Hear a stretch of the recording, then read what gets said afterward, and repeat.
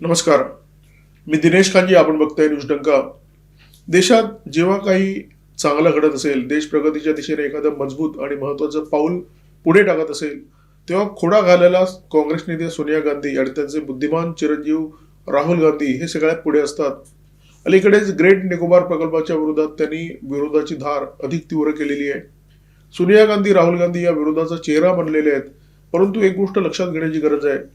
चेहरा जरी यांचा असला तरी या चेहऱ्याच्या मागे आणखी एक चेहरा आहे. खरं तर बरेच चेहरे आहेत आणि हे जे चेहरे आहेत ते अत्यंत भेसूर आहेत, अत्यंत घातक अशा प्रकारचे आहेत. सोनिया गांधी काय किंवा राहुल गांधी काय या निव्वळ कळसूत्री बाहुल्या आहेत. त्यांना नाचवणारे जे हात आहेत ते वेगळेच आहेत. हे हात अत्यंत पाशवी आहेत, मजबूत आहेत, सदन आहेत. ते कायम भारताच्या विरोधात सक्रिय असतात. ते कायम प्रयत्न करत असतात की कोणत्याही प्रकारे भारताच्या विकासामध्ये खोडा घालायचा. आणि हा खोडा काढण्यासाठी ते वापर करतात माध्यमांचा, ते वापर करतात न्यायपालिकेचा, अनेकदा संसदेच्या पवित्र व्यासपीठाचा सुद्धा त्यांच्याकडून वापर केला जातो. आणि तो कसा करून घेतला जातो हे जाणून घेणं अत्यंत महत्वाचं आहे. कोलकाता उच्च न्यायालयामध्ये 9 मे रोजी एक जनहित याचिका दाखल करण्यात आली. ही याचिका ग्रेट निकोबार प्रकल्पाच्या विरोधात होती आणि या याचिकेमध्ये असा आक्षेप घेण्यात आला होता की हा जो प्रकल्प आहे तो 2006 साली केंद्र सरकारने केलेल्या जंगल हक्क कायद्याचं उल्लंघन करणारा आहे आणि या प्रकल्पामुळे निकोबारमधील अनेक आदिवासी जमातीचं अस्तित्व धोक्यात येणार आहे. याचिकाकर्तीचे नाव आहे मीना गुप्ता. आता या मीना गुप्ता आहेत, नीना गुप्ता नाही आहेत, म्हणजे ओळखीचा चेहरा नाहीये. त्याच्यामुळे त्यांच्याबद्दल जाणून घेणं महत्वाचं आहे. युपीए सरकारच्या काळामध्ये या पर्यावरण मंत्रालय आणि आदिवासी कल्याण मंत्रालयामध्ये सचिव होत्या आणि केंद्र सरकारने 2006 साली जो जंगल हक्क कायदा मंजूर केला, त्या जंगल हक्क कायद्याचा मसुदा तयार करण्यामध्ये या मीना गुप्ता यांची भूमिका अत्यंत महत्वाची होती. या मीना गुप्ता ग्राम विकास या एनजीओशी संबंधित आहेत. या एनजीओचं नाव सुद्धा असं असतं, म्हणजे इतकं सोज्वळ वाटतं, त्यांचा हेतू इतका प्रामाणिक आणि पवित्र वाटतो की एनजीओची नावं आणि यांचे हेतू ऐकल्यानंतर असं वाटायला लागतं की या भूतलावर जर संत सज्जन शिल्लक राहिले असतील तर त्या एनजीओच्या कार्यकर्त्यांच्या रूपामध्ये मीना गुप्ता यांच्यासारख्या लोकांच्या रूपामध्ये शिल्लक राहिलेले आहेत. मीना गुप्ता ग्राम विकास या संस्थेमध्ये सक्रिय असल्या तरी त्या संस्थेच्या सर्वेसर्वा नाही आहेत. सर्वेसर्वा वेगळा आहे. त्याचं नाव जो माडियात. हा मूळचा केरळचा. 1971 मध्ये ओडिशामध्ये एक भयंकर चक्रीवादळ आलं होतं. त्याच्यानंतर हा जो माडियात ओडिसामध्ये गेला. त्या चक्रीवादळानंतर त्याने तिथे खूप मोठ्या प्रमाणात पदककार्य केलं आणि त्याच्यानंतर तो तिथेच स्थिरावला. त्याने ग्राम विकास नावाची एक संस्था स्थापन केली आणि तिथल्या आदिवासींसाठी तो काम करायला लागला. रॅमन मॅग्सेसे पुरस्कार या जो माडियातला मिळालेला आहे आणि त्याचा संबंध विजय महाजन या व्यक्तीशी आहे. हे विजय महाजन कोण असा प्रश्न कदाचित तुम्हाला पडू शकतो. विजय महाजन हे खूप मोठं प्रकरण आहे. भारतात IIT IIM असं शिक्षण केल्यानंतर ते गेले अमेरिकेमध्ये. अमेरिकेच्या प्रिस्टन युनिव्हर्सिटीमध्ये त्यांनी आंतरराष्ट्रीय धोरण या विषयाचा अभ्यास केला. त्याच्यानंतर ते भारतात परतले. मीडियामध्ये त्यांच्याबद्दल फारशी चर्चा नसते. ते फारसे प्रसिद्धीच्या झोतात नसतात. परंतु व्यक्ती खूप मोठी आहे. सोनिया गांधी यांच्या परिवाराशी संबंधित आहे. सोनिया गांधी यांच्या परिवाराची एक संस्था आहे राजीव गांधी फाउंडेशन. त्या राजीव गांधी फाउंडेशनचे हे मुख्य कार्यकारी अधिकारी आहेत आणि त्यांची आणखी एक संस्था आहे बेसिक्स. या बेसिक्सच्या बोर्डावर कधी काळी हे जो माडियात होते, ज्यांच्या ग्राम विकास या एनजीओ मध्ये मीना गुप्ता कार्यरत आहेत. राजीव गांधी फाउंडेशन बद्दल आपल्याला माहितीच आहे. सोनिया गांधी या फाउंडेशनचे अध्यक्ष आहेत आणि कोणत्याही संस्थेकडून आलेल्या देणग्यांचं या फाउंडेशनला वावड नाहीये. या फाउंडेशनने चीनी कम्युनिस्ट पक्षाकडून देणग्या स्वीकारलेल्या आहेत. या फाउंडेशनने फरार दहशतवादी डॉक्टर झाकीर नाईक याच्या संस्थेकडून देणग्या स्वीकारलेल्या आहेत. या संस्थेचे मुख्य कार्यकारी अधिकारी आहेत Vijay Mahajan. Rajiv Gandhi institute for contemporary study अशी आणखी एक संस्था आहे ज्याचे हे संचालक आहेत. राहुल गांधी यांचे मार्गदर्शक आहेत, राजकीय सल्लागार आहेत. आणि सोनिया गांधी, राहुल गांधी यांचा जो परिवार आहे त्याचे अत्यंत निकटवर्ती, अत्यंत विश्वासू अशी यांची ओळख आहे. हे जे प्रकरण आहे ते अत्यंत क्लिष्ट आहे, थोडं गुंतागुंतीचं आहे. एखाद्या सस्पेन्स थ्रिलर सिनेमासारखा आहे जो तुकड्या तुकड्याने टप्प्याटप्प्याने पुढे जात असतो. समजा एखादा सिनेमा आहे, ज्या सिनेमामध्ये एका खून प्रकरणाचा तपास सुरू आहे. तपास यंत्रणांच्या हाती एखादा पुराव्याचा तुकडा सापडतो जो अत्यंत छोटा आहे, अत्यंत अस्पष्ट आहे. परंतु त्या तुकड्याच्या आधारावर त्या तपास यंत्रणांचा तपास सुरू होतो आणि त्याच्यानंतर टप्प्याटप्प्याने पुढे सरकत मुख्य सूत्रधारापर्यंत पोहोचतो. आपण सुरुवात केली 9 मे रोजी कोलकाता उच्च न्यायालयामध्ये दाखल झालेल्या जनहित याचिकेपासून. याचिका दाखल करणाऱ्या मीना गुप्ता यांचा संबंध जो माडियात यांच्या एनजीओशी आहे. या जो माडियाचा संबंध विजय महाजन यांच्याशी आहे, जे सोनिया गांधी यांच्या परिवाराचे अत्यंत विश्वासू आहेत, अत्यंत निकटवर्ती आहेत. परंतु हे संबंध फक्त इथपर्यंत थांबत नाहीत.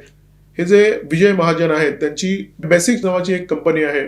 या बेसिक्सची एक उपकंपनी आहे, बेसिक्स कृषी समृद्धी लिमिटेड. बेसिक्स कृषी समृद्धी लिमिटेडला अॅक्युमेन फंड या गुंतवणूकदार कंपनीने मोठा वित्त पुरवठा केलेला आहे. आणि वित्त पुरवठा करणाऱ्या अॅक्युमेन फंड या कंपनीच्या सहसंस्थापक आहेत ऑड्रिया सोरोस कोलंबेल, अर्थात कुख्यात जॉर्ज सोरोस यांच्या कन्या आणि ओपन सोसायटी फाउंडेशनच्या बोर्डावर असलेले एक सदस्य. याचा अर्थ विजय महाजन हे फक्त सोनिया गांधी यांच्या परिवाराचे निकटवर्तीय नाही आहेत. जॉर्ज सोरोस यांचं जे एनजीओचं जाळं आहे किंवा जॉर्ज सोरोस यांचा जो परिवार आहे त्याच्याशी सुद्धा यांचा संबंध कुठे ना कुठेतरी दिसतो आहे. या विजय महाजन यांनी दीप जोशी या गृहस्थाच्या सोबत 1982 मध्ये आणखी एक एनजीओ स्थापन केली. या एनजीओचं नाव प्रदान. आता तुम्ही म्हणाल की एका माणसाच्या किती एनजीओ आहेत किंवा एक माणूस किती एनजीओशी संबंधित आहे. भारतामध्ये गेली अनेक वर्ष जी लफडी सुरू आहेत, ज्या भानगडी सुरू आहेत, त्या भानगडींचे करते करविते अशा प्रकारच्या एनजीओच आहेत. ते 1982 मध्ये विजय महाजन, दीप जोशी एकत्र येतात आणि एका एनजीओची स्थापना करतात. त्या एनजीओचं नाव प्रदान. आता या दीप जोशी यांची पार्श्वभूमी लक्षात घ्या. हे दीप जोशी कधी काळी फोर्ड फाउंडेशन मध्ये कार्यरत होते. फोर्ड फाउंडेशन आपल्याला माहिती आहे अमेरिकी डीप स्टेटचा अविभाज्य घटक.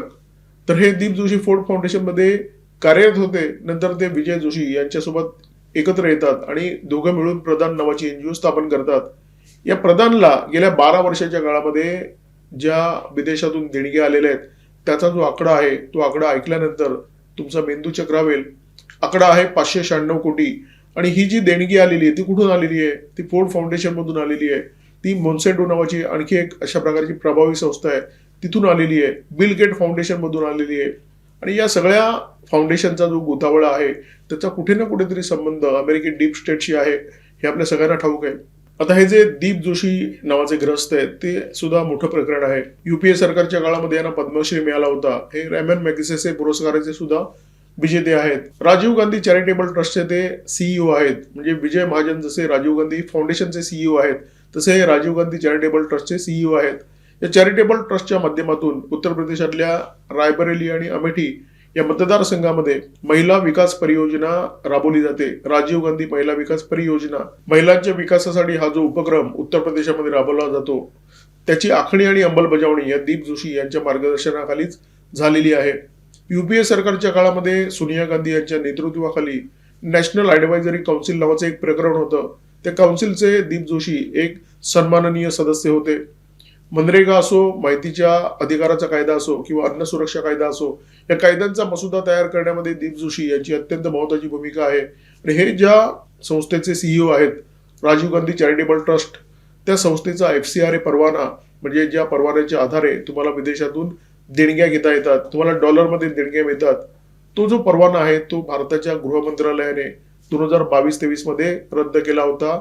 ही सगळी माहिती ऐकल्यानंतर तुमच्या लक्षात येत असेल की भारताच्या विरोधात एक खूप मोठा खेळ, खूप मोठं षडयंत्र रचलं जात आहे. बुद्धिबळाचा एक पट आहे, त्या पटावर अनेक सोंगट्या आहेत, एक खूप मोठं जाळं आहे. आणि या जाळ्याचा सूत्रधार कुठेतरी अमेरिकेत बसलेला आहे. जॉर्ज सोरोस हे त्याचं नाव.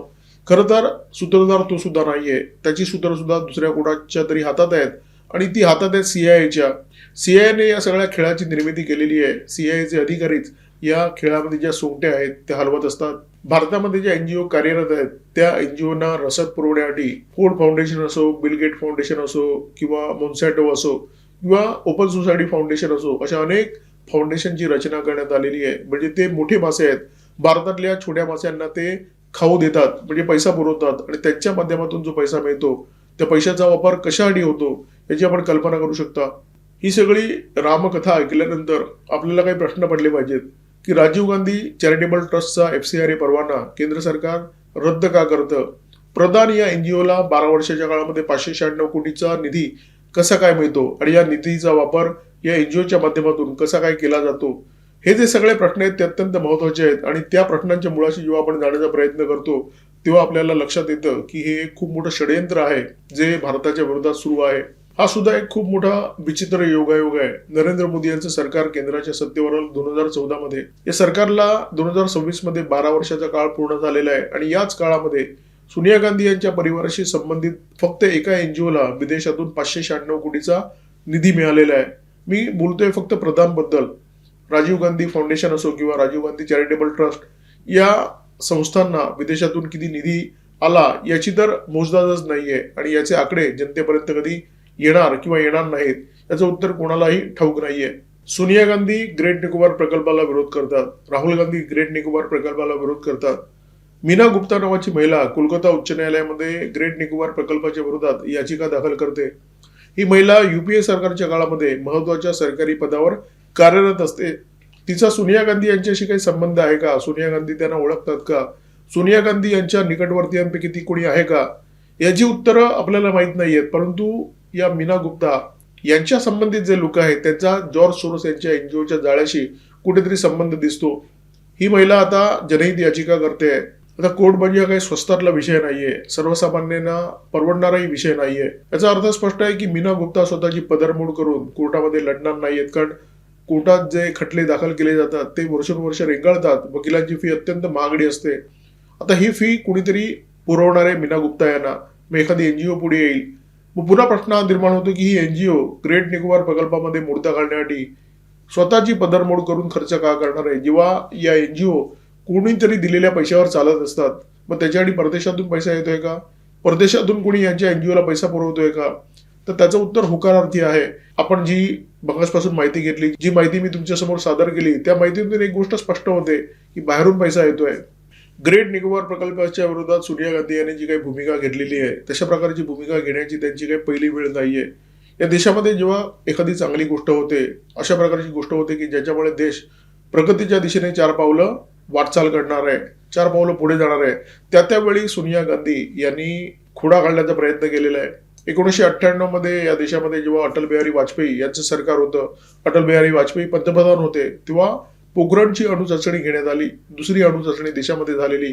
आणि या अणुचाचणीनंतर सोनिया गांधी यांनी एक विधान केलं होतं की खरी शक्ती संयमात आहे, शक्तीच्या प्रदर्शनात नाही. म्हणजे पोखरणमध्ये तुम्ही अणुस्फोट करून आणि चाचणी करून शक्तीचं प्रदर्शन का केलं, असा सवाल आडून आडून सोनिया गांधी विचारत होत्या. आता अटलजींनी ही चाचणी इतक्या गोपनीयतेने केली, इतकी सिक्रेसी बाळगण्यात आली होती चाचणी करताना की सोनिया गांधी काय कोणालाच याची माहिती नव्हती. आणि त्याच्यामुळे सोनिया गांधी बहुधा चरफडल्या असतील की जर आधी आपल्याला माहिती असती तर ही माहिती आपण कुठेतरी पोहोचवली असती म्हणून. देशातल्या प्रत्येक विकास प्रकल्पामध्ये खोडा घालणारी ही जी इकोसिस्टीम देशामध्ये तयार झालेली आहे ती सोनिया गांधी यांच्या काळातच तयार झालेली आहे. राहुल गांधी त्या इकोसिस्टीमचा वापर तर करतात, परंतु त्याच्या निर्मितीमध्ये राहुल गांधी यांचं कोणतेही योगदान नाहीये. राहुल गांधी यांना या प्रकल्पाला विरोध करण्याची इतकी जबरदस्त निकड भासली की 29 एप्रिल रोजी पश्चिम बंगालमध्ये मतदानाचा दुसरा टप्पा होणार होता. ते सगळं सोडून राहुल गांधी 3 दिवस आधी निकोबारला रवाना झाले. 26, 27, 28 असे 3 दिवस राहुल गांधी निकोबारमध्ये होते. तिथे त्यांनी काही आदिवासींच्या गाठीभेटी घेतल्या, एक विरोध सभा घेतली, तिथे जाऊन एक व्हिडिओ बनवला आणि तो व्हिडिओ काँग्रेसने पूर्ण देशामध्ये व्हायरल केला. आता आपल्याला मी मगाशी सांगितलं की राजीव गांधी फाउंडेशनला चीनी कम्युनिस्ट पक्षाने देणग्या दिलेल्या आहेत. डॉक्टर झाकीर नाईक याच्या एनजीओने देणग्या दिलेल्या आहेत आणि या ज्या देणग्या आहेत त्या राजीव गांधी फाउंडेशनने अगदी आनंदाने स्वीकारल्या. पैसा कुठूनही आला तरी तो चांगला, अशी बहुधा यांची भूमिका असावी.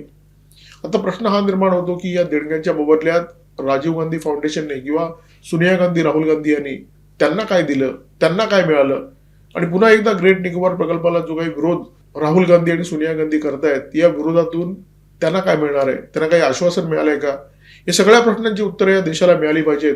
सोनिया गांधी, राहुल गांधी यांच्या वादग्रस्त भूमिकांबाबत देशाच्या जनतेच्या मनामध्ये अनेक प्रश्न आहेत, परंतु या प्रश्नाची उत्तर कदाचित कधीही मिळणार नाहीत. कारण सस्पेन्स थ्रिलर सिनेमा आणि राजकारणातला हा जो सस्पेन्स थ्रिलर घटनाक्रम असतो त्याच्यामध्ये एक मूलभूत फरक असतो.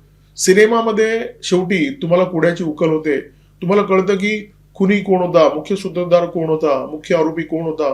परंतु राजकारणातलं जे सस्पेन्स थ्रिलर प्रकरण असतं ते थोडंसं वेगळं असतं. त्याचा जेव्हा अंत होतो तेव्हा कोड्याची उकल होतेच असं नाहीये. अनेकदा जे मुख्य सूत्रधार असतात त्यांची नावच गायब असतात, त्यांचे चेहरेच नजरेआड असतात.